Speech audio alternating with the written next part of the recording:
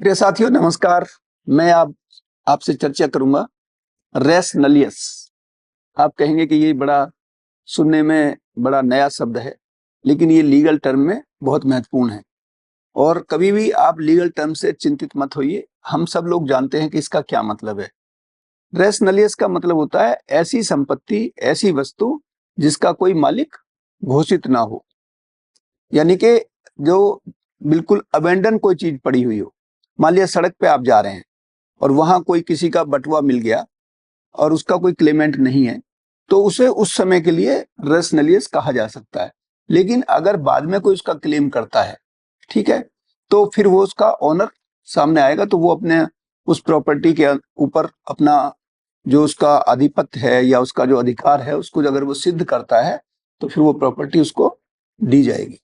तो रेस नलियस का जो इम्पोर्टेंट रोल है वो बहुत सारी ऐसे जो एनवायरनमेंट से रिलेटेड चीजें हैं। मान लिया पहले पुराने समय में सोचिए जो जंगल था या और समुद्र में अभी भी उसका कोई लिमिट नहीं होती, हर जगह एक एक उसका टेरिटोरियल जुरिस्डिक्शन होता है किसी कंट्री का, लेकिन उसके बियॉन्ड वो जो उसके अंदर जो भी जीव जंतु रहते हैं समुद्र में, तो उसको हम रेस नलियस बोलते हैं।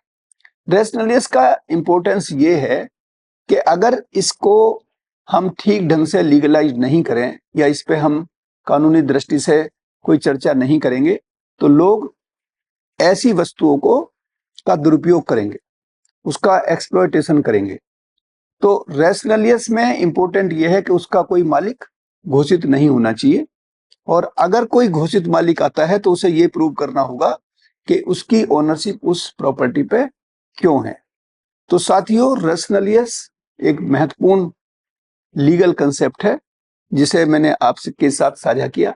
मैं समझता हूं कि आप हमारे इस चैनल के माध्यम से आपको काफी लीगल मामलों का, फोरेंसिक मामलों का, साइबर के इश्यूज का ज्ञानवर्धन होता है, जिससे आप अपने कार्यों को, दायित्वों को करने में, अपने अधिकारों को समझने में, ड्यूटी के प्रति आप सचेत रहते हैं। बहुत बहुत धन्यवाद, नमस्कार। हमारे साथ जुड़े रहिए, इस चैनल को देखते रहिए।